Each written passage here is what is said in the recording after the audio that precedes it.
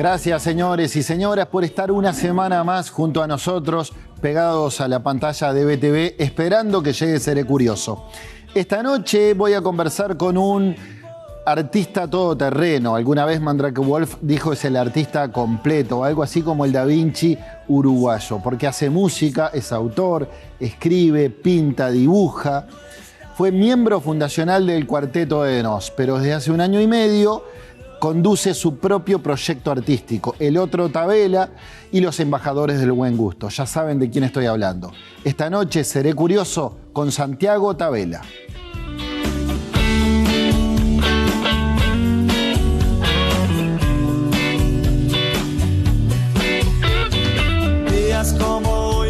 Santiago, buenas noches, ¿cómo andás? Muy bien. ¿Todo bien? Todo bien, todo bien. Me alegro. Revisaba tu palmarés, tu currículum, ¿no? Cantante, autor, músico, pintor, escritor. De todo esto, alguna vez me contaste, ¿lo primero de todo fue el dibujo? Sí, fue lo primero que me puse a hacer, que practicaba realmente. Por más que uno de niño siempre canta, ¿no? Pero lo hace de una manera un poco más como de juego. Sí. Y que después tenés que rescatar eso, ¿no? Claro. Pero sí, dibujaba mucho, me juntaba con mis amigos a dibujar. Iba a un taller de expresión plástica como para niños, hasta que en determinado momento, como a los 13 años, yo dije, yo ya no soy un niño, yo soy un adulto. y eso coincidió con que vi unas pinturas en la casa de la abuela, del abuelo de una amiga de mi hermana, que me parecieron increíbles, y después hablando con mis viejos, dedujeron que Sandra, la amiga de mi hermana, era la nieta de Miguel Ángel Pareja, a quien adopté como maestro. Ajá. Pese a que hasta tener cierta resistencia al principio, que decían, sos un nenito. Te veía muy chiquito. Sí, claro. Pero no, me puse a estudiar con él. Fui un par de veces así a la casa y después me dijo, Tata, vos anotate, voy a estar dando clases en no sé dónde, anotate ahí y no vengas más por acá. Después yo me acuerdo que en los últimos tiempos que estaba estudiando con él, pues estuvimos estudiando, primero daba clases en una galería de arte, después los alumnos armamos un taller, porque esa galería cerró, armamos un taller, entonces lo íbamos a buscar y lo llevábamos a la casa, hasta que en determinado momento el viejo Pareja, que ojo, mi padre también lo tuvo en Bellas Artes como docente, muchos años antes que yo, y ya le decían el viejo Pareja. Mirá vos. Y capaz que tenía 35 años. Bueno, con Mujica pasó algo muy parecido. Tenía 40 y algo y le decían el viejo. Claro, ahí está. Bueno, un proceso similar. Mirá vos. ¿Y de niño vos cómo eras? Porque me da la impresión que no eras el típico gurí que anda jugando al fútbol en la calle. Y no, ya te digo, andaba... Eras más de apartamento y de dibujar. Era pibe de apartamento. ¿Y tenías un socio? ¿Tenías alguien con quien juntarte a dibujar? Tenía 2 socios. Uno que es arquitecto, que es Leonardo Kelligman, que vive en Israel. Y trabaja ya muy bien, que estábamos en la misma cuadra. Y el otro, Pepe Infantosi, que es dibujante. Y que ha trabajado en animaciones, en storyboards, en montones de cosas, que también es músico, que tocó fugazmente en los principios de nuestra carrera, tocó con nosotros la batería, pero como que básicamente a lo que se dedicó él fue al dibujo. Y es de la gente que trabaja de eso y que es un tipo muy talentoso. Hablando de arquitectura, ¿es cierto que un libro sobre la arquitectura de Brasilia que te regaló tu viejo despertó tu vocación por la arquitectura? Me gustó, fue un libro que me gustó mucho. Brasilia, además una ciudad construida por Niemeyer. Claro, una ciudad construida de la nada. ¿no? Muy modélica por su arquitectura, ¿no? Claro, y a mí me parecía una cosa increíble. Y bueno, y yo, digamos, cuando tuve que optar por una carrera, por más que en el test vocacional me decían, no, vos tenés que hacer algo artístico, o música, o como se dice, bueno, o pintura, o cosas así. Claro, 1980, la Escuela de Bellas Artes estaba cerrada. Yo estaba estudiando pintura con el viejo pareja, pero claro, no era... íbamos una vez por semana, 2 veces por semana, una cosa así. No era una cosa que fuera tan completa como ir a como hacer una carrera. Y en casa, en cierta forma, me decían, no, tenés que hacer una carrera, ¿viste? Y yo un poco les di la razón a mis viejos, creo. Sin embargo, ya entrados los años 80, el músico le gana al arquitecto.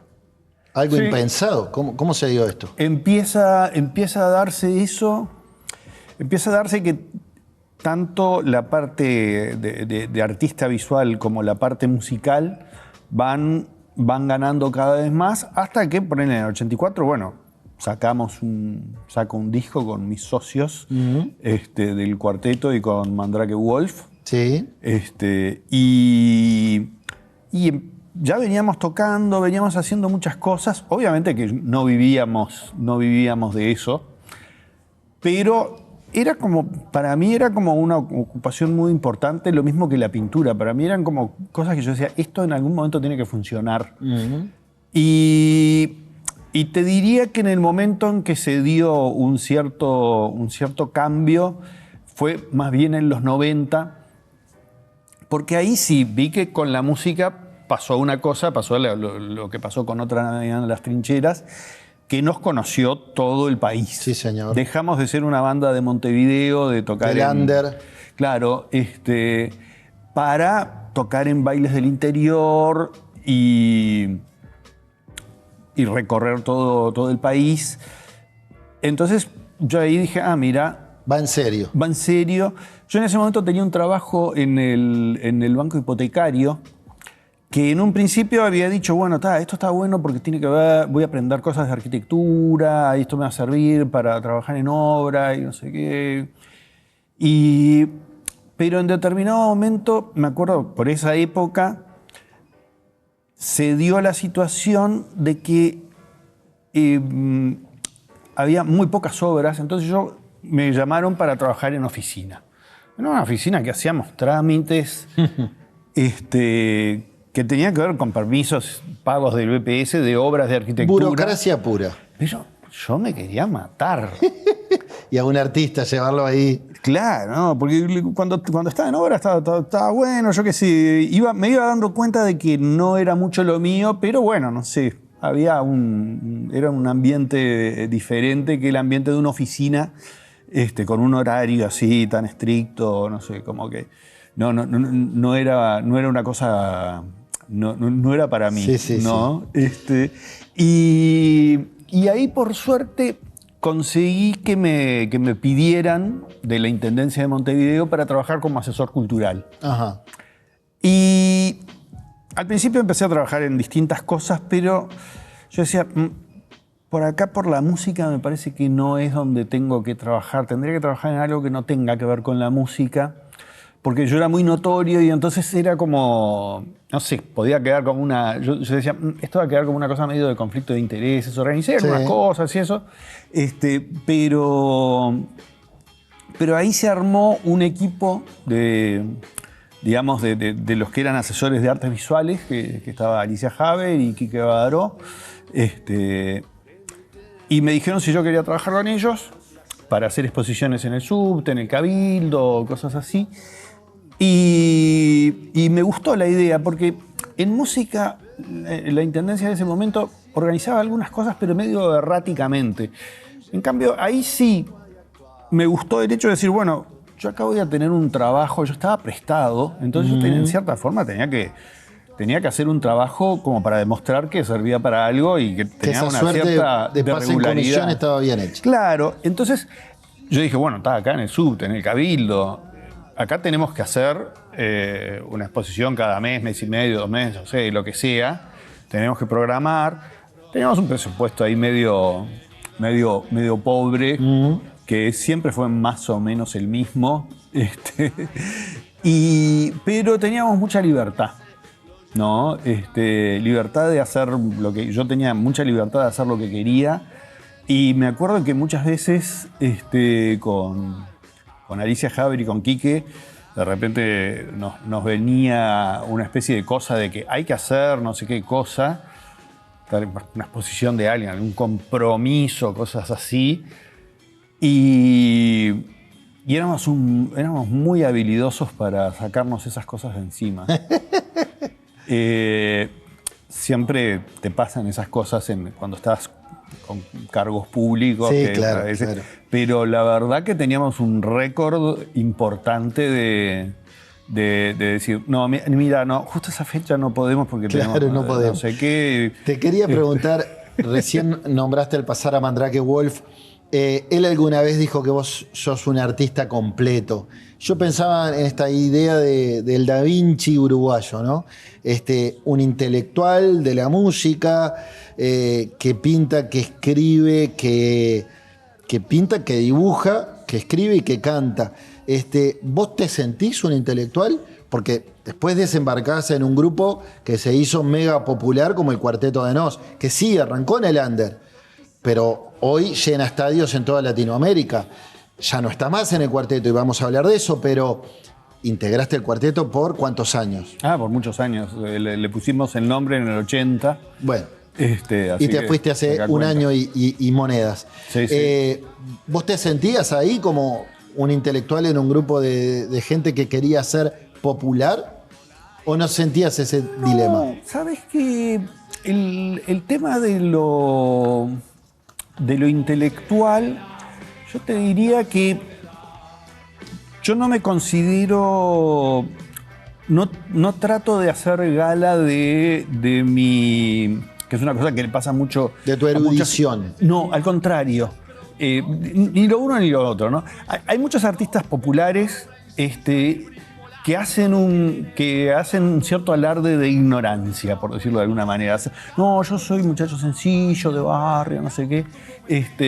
Y entonces yo siempre hacía el chiste de, yo soy un muchacho sencillo, de barrio, de Beverly Hills. Que no, tampoco era de Beverly Hills. Sí, sí. Pero nunca traté de aparentar ser algo que no era. De acuerdo. ¿No? De acuerdo. Ni intelectual ni no intelectual. Sí, porque sí. también muchas veces, ¿cómo te puedo decir? Yo creo que hay una cuestión intuitiva a la cual yo siempre le di mucha importancia. Siempre le di mucha importancia a lo inconsciente frente a lo racional.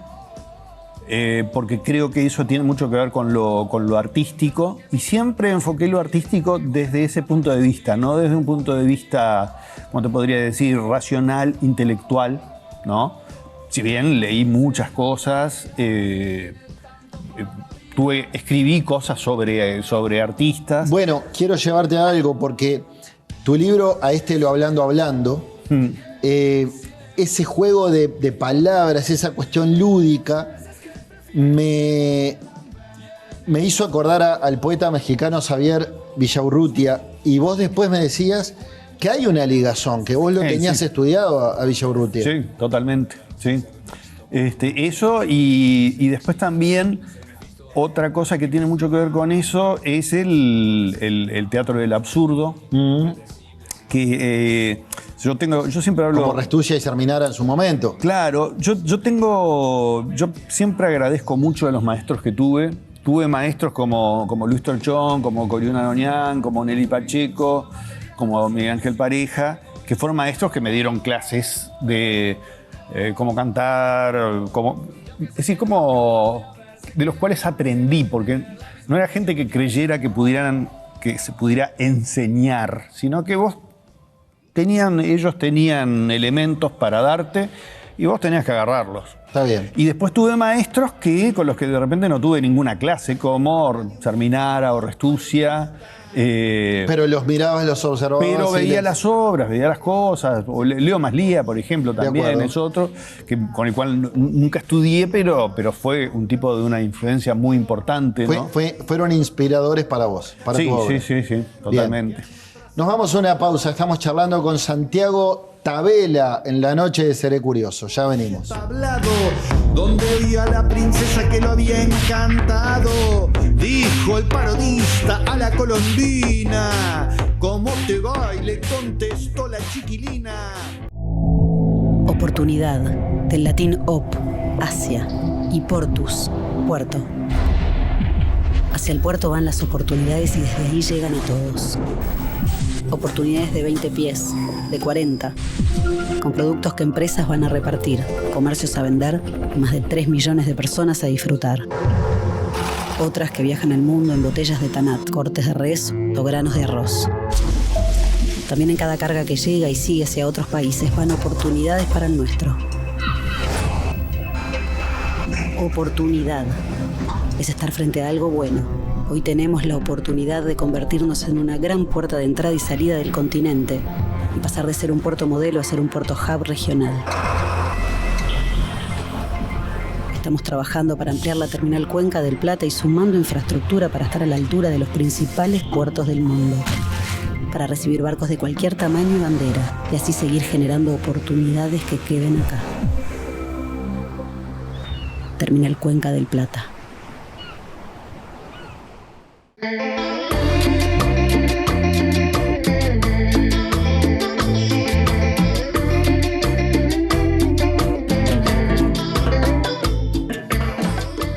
Ahí estamos escuchando a Santiago Tabela. Quiero decirles que llegó el préstamo para pasivos del Brow con la tasa más baja y acreditación instantánea por eBrow para atención presencial en sucursales. Consulta en brow.com.uy. Banco República, nuestro banco país. Santiago, sos fundador del Cuarteto de Nos. A comienzos de los 80, ¿año específico? En el 80 le pusimos el nombre, y hubo un recital que era del Cuarteto de Nos. Tengo una foto, a ver si la puede poner señor director. Mientras buscamos esa foto, te pregunto qué buscaron con los hermanos Roberto y Ricky Musso. Empezaron a tocar más en serio por ahí por el 83-84. ¿Qué soñaban con llegar a ser qué? Mira, nosotros empezamos como todo el mundo copiando alguna cosa, tocando canciones de los Beatles. Después empezamos a armar unas músicas que no tenían. Ahí. Bueno, esto puede ser el cumpleaños de tu hermana. Claro, exactamente. ¿Cumpleaños de 15 de tu hermana? El cumpleaños de 15 de mi hermana. ¿Y acá fue el debut oficial del cuarteto? No, ahí no éramos el cuarteto. Ah. Ahí éramos, no me acuerdo, creo que nos llamábamos Shout. Que era pero mirá qué curioso. S-H-O-W-T. Un nombre que ya venía, digamos, fue de los primeros toques que yo tuve con Roberto y con Ricky. Y el que está en la batería es Pepe Infantosi, el que te comentaba. Mirá vos. Porque la página en redes sociales el sitio oficial del Cuarteto de Nos, dice que este fue el primer toque del cuarteto. Sí. En el cumpleaños de 15 de tu hermana. Claro, en realidad no era el cuarteto. Claro. Y me acuerdo que en realidad la primera vez que me subí a un escenario con Roberto y con Ricky y con Carlitos Maciotti, que fue el que nos juntó, digamos, porque era compañero mío de clase, fue en el cumpleaños de 15 de Estela Castro. No la actriz la que era actriz de la comedia, porque si no seríamos unas personas centenarias, obviamente, una gran actriz era. Pero me acuerdo que era muy gracioso que tocábamos el cumpleaños de Estela Castro. Y en esa época era un nombre así como te llevaba mucho a eso. Y sí, pero esa era la época en la que teníamos algunas canciones así con letras medio en inglés, en un inglés medio inventado, no sé, una cosa. Y después empezamos a hacer unas músicas y teníamos como unas letras que sí eran como canciones con letras que íbamos haciendo, pero que a nosotros nos parecía que eran cosas que no eran como para mostrar, que nos juntábamos para divertirnos y hacer eso, pero no era como para hacer un recital y tocar esas cosas. Está bien. Pero ahí fue justo cuando, por ejemplo, creo que lo primero que escuchamos que nos alertó en cuanto a que decíamos, sí, podemos hacer cualquier cosa, fue lo de Leo Maslía, por ejemplo, después lo de los que iban cantando, que ahí fue que con Ricky nos pusimos a estudiar con Luis Trochón.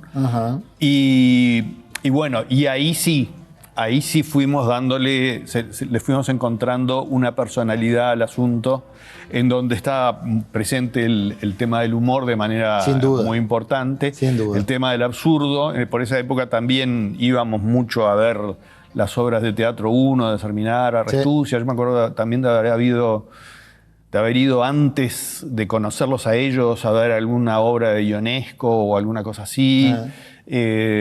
O sea, todo eso estaba dentro del radar. Bien. Tengo otra foto de tempranos 90, primeros años 90, 91. A ver si la muestra el señor director. Y mientras la buscamos, te quiero preguntar, Tajo, que viene a ser el Macondo del cuarteto, podríamos decir. Esa ciudad, o el Santa María Donetti, ¿no? Esa ciudad imaginaria. Ahí lo tenemos. Claro. Una mezcla de Jorge Larrañaga joven con Santiago Tabela. Tiene un aire el guapo de joven, ¿eh? Mirá. ¿Es cierto que Tajo fue una idea tuya que habías leído a Faulkner, a García Márquez, a Onetti? No, era idea de Roberto y de Ricky y cuando me contaron eso de que tenían esa ciudad y los programas esos de radio que grabábamos eran de esa ciudad, yo les digo, esto es como Santa María de Onetti. ¿Quién es Onetti? Claro. Bueno, no, como Macondo de García Márquez. ¿Quién es García Márquez? Y yo no. Después leyeron esas cosas. Sí, está bien. Pero en ese momento no, era una idea que se les había ocurrido. Y a mí me pareció fantástica. Era como... Realmente, independientemente que hayan leído esos autores o no, había una sintonía sin duda, en ese momento. Sin duda. ¿Y cuál fue el gran clic de la banda, del cuarteto? Fue en Otra Navidad de las Trincheras, año 94, del cual hablamos más temprano. Bocartero, me agarré el pitito con el cierre. ¿Qué más? Ayúdame. Y varias cosas, Solo un rumor, Solo un rumor, muy bonita. Claro. Había, no sé, muchas canciones que fue un discazo. Sí, que nos hicieron recorrer todo el país y que se siguieron tocando durante mucho tiempo. Pero después hay otro clic que la banda tiene, importante, masivo, que le da masividad hasta internacional, que es raro, ¿no? Que es raro, sí. Lo interesante de esas dos cosas es que los dos discos fueron dos discos de mucho riesgo. ¿Por qué mucho riesgo? Porque cuando hicimos Otra Navidad era como que pensábamos que a nadie le interesaba lo que hacíamos y dijimos, vamos a hacerlo para nosotros. Sí, como dicen, ¿a quién le importa? Y dijimos, pusimos cualquier cosa, digamos, cualquier cosa que nos convencía, pero decíamos, bueno, es un disco muy anárquico, ¿no? Y después lo mismo pasó con Raro en el sentido de que era un disco básicamente de canciones que no se parecían a las canciones que veníamos haciendo. Tenían como elementos diferentes. No solo el elemento de que apareciera lo rapeado en las canciones de Roberto. Yo ahí tengo dos canciones, que eran dos canciones que yo había hecho para otras cosas. Me acuerdo que las había presentado, el karaoke de mi noviecita la había presentado en la galería Leslan Keplos, que era una galería de Osvaldo Civils, que era el taller de Osvaldo Civils, un artista uruguayo muy, muy importante, que está viviendo en Italia ahora, y que hizo un montón de exposiciones ahí por los 2000 y poquitos en su taller, y me invitó una vez a exponer unas cosas y a hacer un recital. Y después me acuerdo que armé una cosa con Dani Umpi, con Max Capote y con Astro Boy. Pues éramos como medio amigotes ahí de la vuelta y yo digo, toda esta gente está haciendo cosas interesantes musicalmente. Sí. Hicimos una cita rosa y ahí ya estaba Pobre Papá. Y Y eso era antes de que hiciéramos el disco de recopilación de canciones y Sí, eso. que fue un aperitivo raro, ¿no? El Claro. disco que produjo Juan Campodónico, el de la heladera con... Sí. Y entonces, bueno, ahí me acuerdo que ya estaban esas canciones y después como que eran canciones que habían sido pensadas como para otra cosa, ¿no? Sí. Y también con Autos Nuevos, la canción de Ricky era una canción que él ya la tenía grabada en un disco que había hecho antes y eran todas cosas muy raras, digamos. Y entonces como que era un riesgo, ¿no? Yo me acuerdo que incluso... Me acuerdo que cuando ya estaba como mezclado el sonido... me acuerdo que en algún momento había como una especie de miedo. Yo no tenía mucho miedo. Yo decía, no sé, está buenísimo esto, me encanta cómo está sonando, no sé cómo. Pero había una cierta cuestión de estamos metiéndonos en algo que no hicimos un terreno antes. nuevo, claro. Y yo, digamos, tanto con el cuarteto como en muchas cosas de mi vida, los momentos en los cuales agarré y me metí en algo que no había hecho antes, dar una suerte de salto al vacío, por decirlo de alguna manera, de meterme en un mundo nuevo, siempre me fue muy bien. Siempre me fue muy bien y digamos, y fundamentalmente, más allá de eso, me vaya bien o no me vaya bien, yo creo que lo importante es que cuando di esos pasos, los di porque quería. Y estabas convencido. Y estaba convencido, es esto. En 2023, Ricky Musso contó en 970 Universal, el hermano de Roberto, que se fue de la banda hace ya unos años, contó por qué se fue de la banda, que además lidera a su hermano. Dijo, yo me fui de la banda porque a mí no me gustaba lo que estaban haciendo. Me fui para otro lado, más guitarrero. La banda se fue para algo más tecno y yo me pregunté, ¿qué hace un guitarrista? Cobra, pero nada más. ¿A vos te pasó en algún momento de tener ganas de irte antes de la vez que efectivamente te fuiste hace un año? ¿Tuviste alguna vez ese dilema, ¿qué hago acá? Mira, el proceso de salida no fue de un día para el otro, ¿no? Te diría que estuvimos en idas y vueltas casi por 2 años. Y previo a eso yo estaba diciendo, ¿qué hago? No sé qué. Tenías otras inquietudes. Claro, y yo veía que, por ejemplo, que no me daba mucho el tiempo para desarrollar todo lo que tenía, todas las canciones estas que estaba haciendo. En 2017 es cuando sale el primer disco de Otto Tabela. Y entonces ahí yo veo que se va armando la cosa y se va dando un proceso en el cual, en cierta forma, no es que dijera qué hago yo acá, ¿no? Pero sí empezaba a surgir la inquietud de decir, bueno, yo necesito tiempo para otras cosas que las giras no me lo están dejando, claro, etcétera, etcétera. Y ahí se fue armando un poco esa situación y yo se los planteé y fue una cosa muy... Bien recibida. Sí, como que realmente no... Costó, tratamos de hacerlo, uno de los miembros fundacionales. Bien, claro. Pero fue lo hicimos haciendo un buen proceso. Bien, de divorcio. Claro, sí. A propósito de tus letras, me da la impresión que tus composiciones son muy distintas a las de Roberto Musso. Como si las escribiera otra persona. Exactamente. Pienso en Pobre Papá, eres una chica muy, muy bella. Muy bonita. Muy bonita, sí. No sé por qué. Y es bella muy también, bella. Era Enamorado bella. tuyo, El niño de Guatemala, El karaoke de mi noviecita. Todas son ingeniosas, pero las tuyas van como por otro lado. ¿Cuál es el denominador común de tus canciones? ¿Lo hay? Andás a ver. Yo creo que sí. Yo creo que hay varias cosas. Una de las cosas es lo disruptivo que se mantiene, ¿no?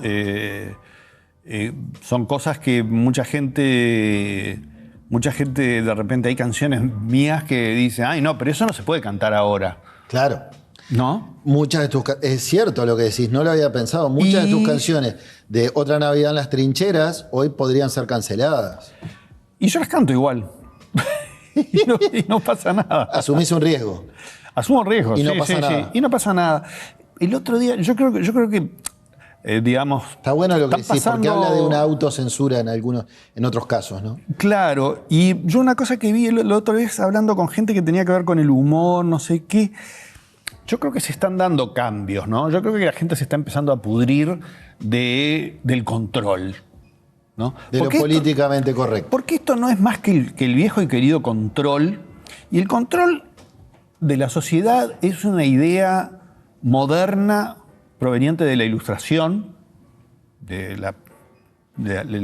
todo eso que estaba previo a la Revolución Francesa. Y nosotros vemos el control en muchos momentos de la modernidad, el control de las costumbres, el control de la sociedad. Vemos control en lo que era la Unión Soviética, pero vemos control también en lo que eran las costumbres en los Estados Unidos, en la época de McCarthy, o el control en el cine en la época del Código Hays, qué cosas se podían ver, qué cosas no se podían ver, que todo eso tenía mucho que ver con el puritanismo, y hoy todo eso se le da un toque progre, que de progre no tiene nada, ¿no? Yo no creo mucho, la idea del progreso no es una idea que yo la crea mucho, por decirlo de alguna manera, ¿no? Y yo creo que, en cierta forma, la gente un poco está diciendo, ya está. No sé si todo el mundo, pero una buena cantidad. El otro día me decía una cosa que me decían. Se está hartando de lo que ahora se llama woke, ¿no? Claro. Y una cosa que a mí me llamó la atención es que me decían, no, claro, porque con el humor nos tenemos que cuidar más, pero vos sos músico y podés hacer lo que quieras. Yo, bueno, no sé, con el humor no sé si será tan así. Sí. Ya te vas a dar cuenta de que podés hacer lo que quieras. Sí. ¿No? Vamos a una pausa. Estamos charlando con Santiago Tabela en la noche de Seré Curioso. Ya venimos.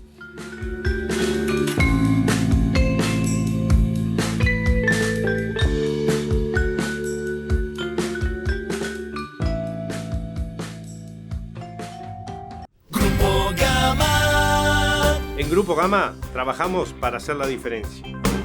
Con responsabilidad, dándole valor a la vida. Y lo hacemos en familia, para las familias y las empresas del Uruguay. Conéctese usted también a Grupo Gama. Con Grupo Gama te sentirás seguro, te sentirás en familia. Todos los emprendimientos tienen una energía especial, una energía que los hace avanzar, que no los deja detenerse. Una energía que los hace crecer. Para que esa energía emprendedora se potencie, en UTE lanzamos el Plan Inteligente para Pymes, que se le suma al de hogares. Un plan para que las empresas accedan a la energía eléctrica a un precio más conveniente y con garantía de ahorro. Si después de un año pagaste más que con la tarifa actual, te devolvemos la diferencia. Ingresá al simulador en ute.com.uy y pasate al Plan Inteligente para Pymes sin costo. UTE. Transformando con energía nuestro país.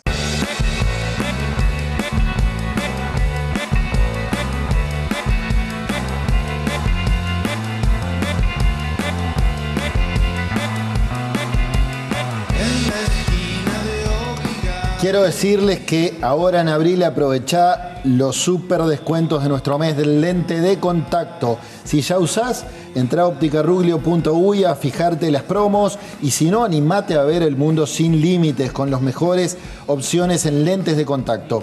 Comunicate con nosotros y probá sin ningún costo. Ruglio, viví tus lentes. Seguimos charlando con Santiago Tabela en la noche de Seré Curioso. Hoy estás abocado a tu banda, a Otro Tabela y los Embajadores del Buen Gusto y a tu estudio de grabación El Cuarto Tabela. ¿Qué son los encuentros secretos, El Cuarto Tabela? Contale al televidente que no tiene ni idea que existen. Y mira, ¿cómo son estos encuentros? Son conciertos que hacemos en el estudio como para unas 40 personas. los publicitamos a través de las redes y la gente se va anotando. En general yo le llevo un dibujo o una impresión digital de algo. Y son cosas que vienen con todo incluido, con comida, bebida, charla, como es un grupo chico. Es como una experiencia, digamos. Ahí está. Es una cosa, normalmente muestro la obra de algún artista, amigo, o que conocí por ahí, que me interesó. Toda una cosa combinada. Los conciertos míos, independientemente de que sean en este lugar, siempre tienen una parte de un correlato visual en la presentación que tiene que ver con como se dice, con trabajar con alguien que hace la parte de visuales, que es una VJ que es Cabe Trust, Virginia Arigón, con la que vengo trabajando desde hace muchísimo tiempo. Desde hace bastante tiempo también parte de la cuestión visual la maneja mi hija, Victoria, haciendo luces en ocasiones que pudimos tocar en lugares que tenían una buena planta de luces, porque a veces, digamos, es como que se acomodaron unas lámparas, ¿no? Pero pudimos tener cosas, ocasiones en las que hicimos cosas un poco más grandes. Y bueno, y es algo que yo pienso que se van a seguir haciendo. Este año, la primer cosa que voy a hacer ya no es tan secreta. Es un concierto que se va a hacer el 31 de mayo. En Los Inmigrantes. En Inmigrantes. Las entradas están en venta en Red Tickets. Igual te iba a levantar ese centro. Tranquilo que íbamos a hablar. Vas a presentar ese vinilo que está ahí. Voy a presentar este vinilo que es tuyo, que es... no, es tuyo. Es tuyo. Tú, yo. A ver, mostralo. Muestro acá. Ahí está. Y lo estamos viendo también en LED. Y te quiero preguntar, ¿extrañás algo del cuarteto? Las giras, no sé, capaz que los extrañás a ellos, pero en definitiva, si están en Montevideo, los llamás y te juntás a comer. Pero ¿qué extrañas de la vida del Cuarteto de Nos? ¿Sabés que el tema del ritmo de las giras, particularmente, te diría que no lo extraño? Porque para mí se estaba volviendo como una cosa demasiado exigente y a mí me estaba empezando a interesar.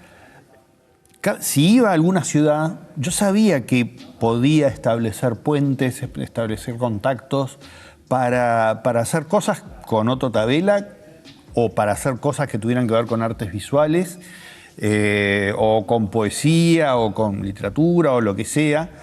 Y el año pasado, justamente una de las cosas que se dio y que fueron muy buenas es que estuve 2 veces en Santiago de Chile y me di cuenta de que, bueno, podía hacer un viaje en el cual yo pudiera establecer contacto con gente con la cual ya tenía cierto contacto, pero tener el tiempo de sentarnos, de ir a tomar algo, de programar cosas. Y de la primera vez que fui, que hice un teatro que es la Sala Máster, es una sala de la radio de la Universidad de Chile, que está buenísimo porque aparte graban los conciertos y se ven en muchos lados. Y de ahí surgió la segunda ida, que fue a... ellos tienen un festival que está increíble, que se llama Poesía y Música. Yo siempre digo que la poesía y la música, la canción, es algo de lo cual salieron, luego se divergieron la música como música, solo música, la poesía como solo poesía, o la música como música y la danza como danza, pero en general nosotros, si nos vamos a lo más ancestral, siempre venía todo junto, ¿no? Como es en los encuentros secretos. Sí. Como es en un recital mío, ¿no? Y no spoilees tanto, así dejamos algo de intriga y la gente compra la entrada, ve tremenda experiencia, la vive, porque es vivencial, Y se lleva un recuerdo tuyo, además. Si tuvieras que definir el perfil de los seguidores del Otro Tabela y los embajadores del buen gusto, ¿cómo dirías que son? Mira, Tus fans. Es un público muy diverso, que me sorprende mucho vienen de muchos lados, de muchas edades, y en eso se parece un poco al público del cuarteto, a no ser por determinada gente que llegó a Otro Tabela por otro lado. Ajá. Y era como que gente que no sintonizaba con el cuarteto. Que no sintonizaba con el cuarteto y que empezaron a ver que yo estaba haciendo unas cosas, escucharon algo y dijeron, mira, esto sí no sé, como que Sí. les interesaba la propuesta, la cosa. Y en edades es muy... Porque es muy heterogéneo. Te pregunto Sí, por qué sí, pasa hace lo poco fui mismo. a ver al Cuarteto de Nos a la Antel Arena hace unos meses, fines del año pasado, y me asombró la cantidad de gurises muy jóvenes que vieron, que estaban siguiendo y haciendo poco con el cuarteto. Son chiquilines que seguramente o no habían nacido o eran bebés cuando Otra Navidad en las Trincheras, o Sí, incluso claro. antes, en los 80, sí. ¿no? Sí. Y a vos te sigue gente joven también. Pasa una cosa bastante similar. Bien. Realmente como que se da esa cosa. Son jóvenes que tienen un perfil muy, muy particular. Yo a los que me siguen a mí los tengo como más identificados porque de repente puedo charlar un poco con ellos. Y me doy cuenta que es ese pibe que es como que tiene otros intereses, que tiene otras curiosidades, otras cosas, que es como más desafiante, más disruptivo. De acuerdo. El año pasado, cuando te entrevisté para Seré Curioso de Montevideo Portal, me dijiste, todo arte es político, menos el arte que se autoproclama o autopercibe político. Me pareció muy interesante, Sí. de hecho la utilicé esa frase para titular la Sí, me entrevista. acuerdo. Explícame esta idea, este concepto. Bueno, no. En realidad, el arte que se autoproclama político también es político, porque es arte, si es que es arte. Y porque se cree político. Claro. Pero yo lo que veo ahí es que hay un problema que eso lo maneja muy bien un autor, el autor del Maestro Ignorante. ¿Cómo se llama? Ya me vendrá el nombre. Busquen el libro, El Maestro Ignorante, es un libro fantástico. Pero que habla de una cuestión, de que hay dos tipos de eficacias. La eficacia política, la estudia en el arte, y la eficacia estética. Y en cierta medida yo lo que creo es que la eficacia política del arte, cuando vos estás diciendo, yo pienso esto y esto, ¿no? Ideas... Jacques Rancière. Exactamente. Jacques Muchas Rancière, gracias. Muchas el maestro gracias. ignorante.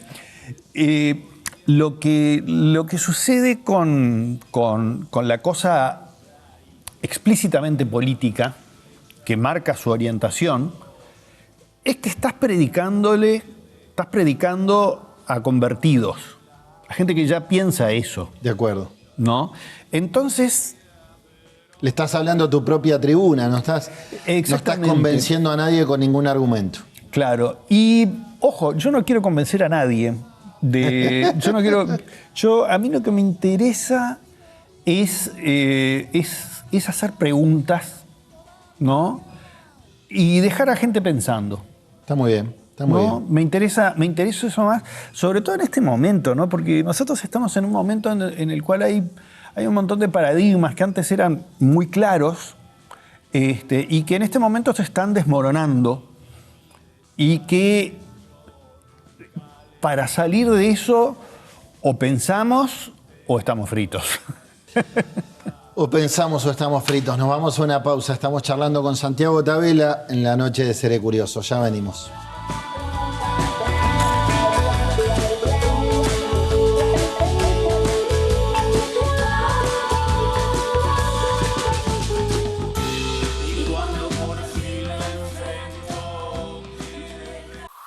Elija bien. Más opciones, mejores decisiones. Somos una empresa que tiene como objetivo brindar a nuestros clientes profesionales y particulares un servicio completo en sus proyectos de obra. Ofrecemos asesoramiento técnico, personal idóneo y materiales de primera calidad. Arte Aluminio, la empresa líder en aberturas en Uruguay.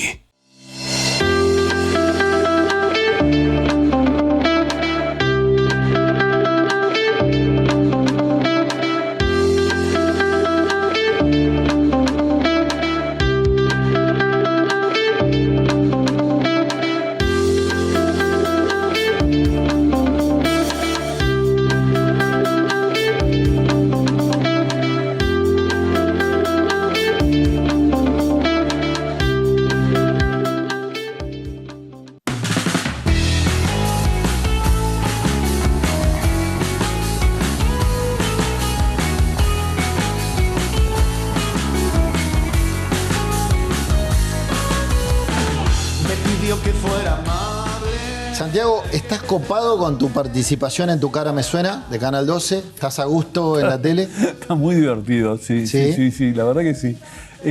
Cuando me contaron cómo era la cosa, yo dije, esto va a funcionar, pero siempre te queda la duda, ¿será así? Pero sí, realmente me resultó muy divertido todo. O sea, no llega al rating de Seré Curioso, pero no le va nada mal. Algo así, digamos. Sí, no está tan mal. ¿Y te ves después? ¿O sos de los que no te gusta verte? No, me veo. Y realmente están buenos los programas. Hay muy buen ambiente de trabajo, fue muy divertido. Está siendo muy divertido. Gente interesante trabajando, la gente que ves, que participa, que se ve, y toda la gente que está detrás. Sí. Hay como muy buena onda, ¿no? Yo no sé, yo entro en cualquier estudio y siempre me pasa que saludo a todo el mundo y todo el mundo me suena, ¿no? Porque claro, digo, a todos, salvo alguno que haya entrado a trabajar hace muy poquito. Sí. Que casi toda la gente la conozco, y hay como muy buena onda siempre. Nunca vi personalmente un cuadro tuyo, pero encontré algunos en internet que quizás, señor director, podemos ir viéndolos. Y me da la impresión que más que pintor, sos una especie de artista visual. ¿Cómo podrías vos definir tu obra? Mira, en algún momento yo pensaba que lo que yo hacía como pintura era algo distinto de lo que yo hacía como músico, que era algo un poquito más serio, por decirlo de alguna manera, que era como arte. Y me acuerdo que con algunos amigos que estábamos a fines de los 90, una cosa así, entre ellos Fernando López Laje, me dice que yo también organizaba exposiciones con artistas como con él, con Dani Umpi, con Martín Sastre, con varios artistas, que había mucho diálogo. Una de las cosas que me planteaban es, me decían, no, las ideas que se te ocurren para armar exposiciones colectivas de varios artistas, o los artistas que vos elegís, o las cosas que vos hacés, o las canciones que vos hacés, son todas tabela, ¿no? Son todas como esa misma idea disruptiva, cuestionadora, con humor, con elementos absurdos. Yo creo que está presente, sí. Acá las vemos, mirá. Ahí vemos unas cuantas cosas y aparecen esos elementos, ¿no? Acá las tenés también a tu derecha en pantalla grande. Ah, mirá, sí. Aparecen todos esos elementos, el elemento del juego. Yo creo que está todo muy preciso, muy presente. Y me acuerdo que hay un elemento también que aparece ahí, que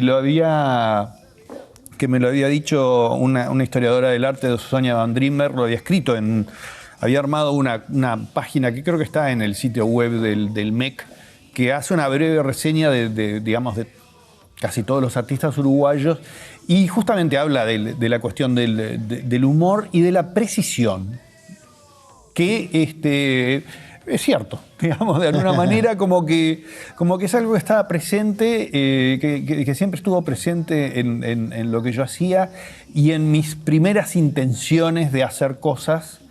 estaba esa idea de hacer una cosa como muy, muy concreta, y de repente si uno ve eso, aparece esa cuestión. Bien, recordanos nuevamente el toque del 31 de mayo en Bar Inmigrantes. Bueno, eso es a las 9 de la noche. Las entradas están por Red Tickets. Muy bien.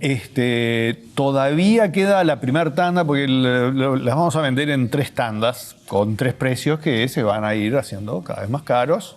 Así que si cometí el error hace poco de Red Tickets ofrecía tanda 1, tanda 2 y vi diferencia de precio. Dije, voy a la mejor. Compré de tanda 2.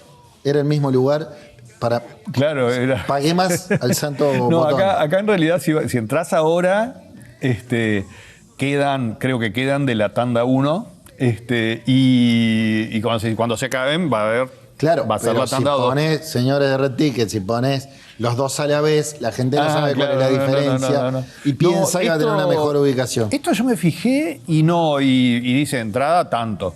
Yo les aviso que la entrada que están comprando ahora va a ser más barata que la que van a comprar si la dejan para después. Está muy bien. Te vas a llevar los vinos gentileza de nuestros amigos de Iber. En realidad me mostraba recién Paola que es un vino y una copa. Muy bien. Gentileza de los amigos de Iber.